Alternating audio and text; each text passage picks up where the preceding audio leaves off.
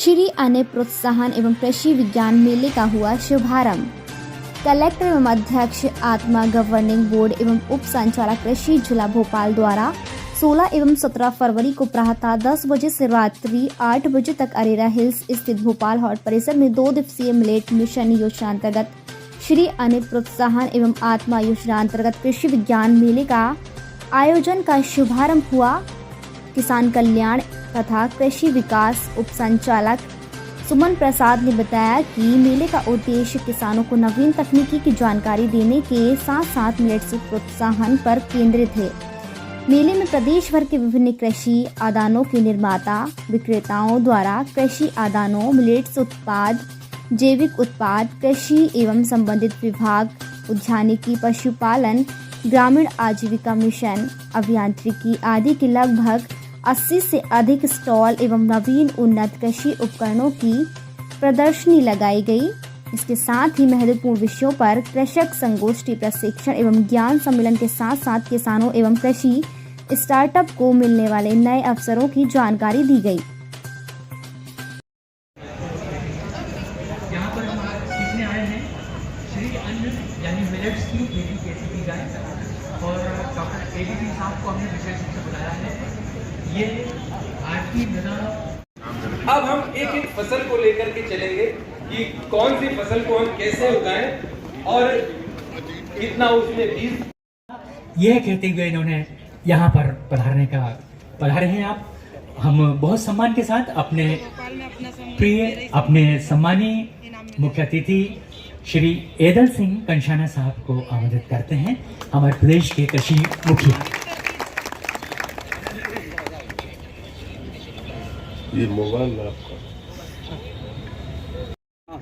हमारे प्रदेश के महामंत्री आदरणीय पदम सिंह जी ठाकुर साहब,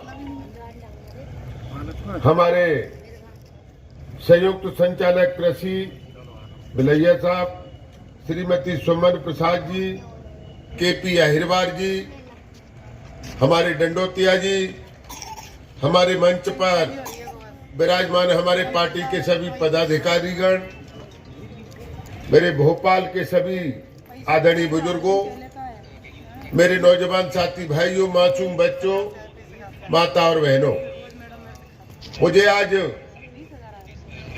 इस अवसर पर मेला आधुनिक फसल के बारे में कहा जाता है।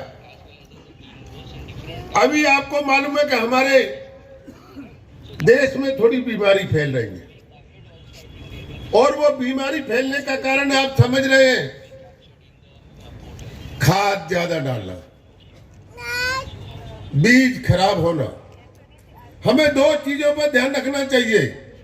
हमें बीज लेना चाहिए तो अच्छे किस्म का बीज लेना चाहिए और हमें खाद डालना चाहिए तो हमें गौ माता का और भैंसिया का खाद डालना चाहिए। आप भैंसिया और गौ माता के खाद में बकरी का खाद डालकर आप खेती करिए और उस अन्न को आप खाइए। मैं गारंटी के साथ कहता हूं कि आपको कोई बीमारी नहीं होगी। आज हमें जो बीमारी फैल रही है, ये यूरिया और अन्य अन्य किस्म के जो खाद है वो अधिक फसल में डाले जाते हैं, उसके वजह से क्षणिक सुख होता है हमें कि हमारी फसल अच्छी हो रही है। मैं किसान का बेटा हूं, मैं जानता हूं।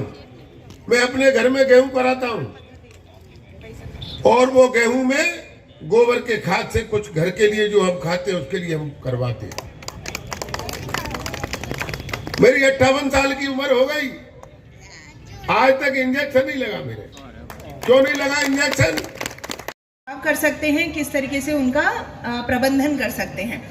देखिए, जो हम पशु पालते हैं उसके ऊपर उसके जो मेन 2 उद्देश्य हमारे होते हैं वो ये होता है कि एक तो हमारा पशु हमेशा स्वस्थ रहे, पहली चीज जो हम चाहते हैं, इसलिए हम उनका रखरखाव करते हैं। दूसरा जो सबसे बड़ा कारण होता है जिसके कारण हम पशु पालते हैं वो होता है कि हमको ज्यादा से ज्यादा दुग्ध उत्पादन हो, जिससे हमारी आमदनी बढ़ सके।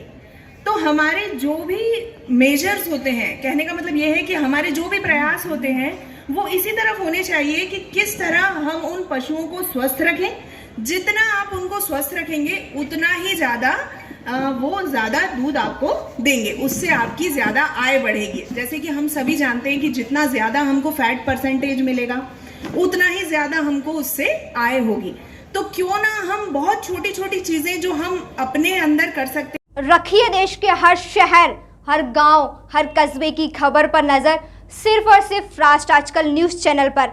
अगर आप हमारा चैनल YouTube पर देख रहे हैं तो चैनल को सब्सक्राइब करें और बेल आइकन ज़रूर दबाएं ताकि आपको मिल सके लेटेस्ट अपडेट। और अगर आप हमारा चैनल Facebook पर देख रहे हैं तो चैनल को लाइक करें, शेयर करें और कमेंट्स ज़रूर करें। और अगर आप पत्रकारिता के क्षेत्र में अपना करियर बनाना चाहते हैं तो जुड़े राष्ट्र आजकल न्यूज़ चैनल से। राष्ट्र आजकल न्यूज़ चैनल से जुड़ने के लिए स्क्रीन पर दिए हुए नंबर पर आप हमसे संपर्क कर सकते हैं।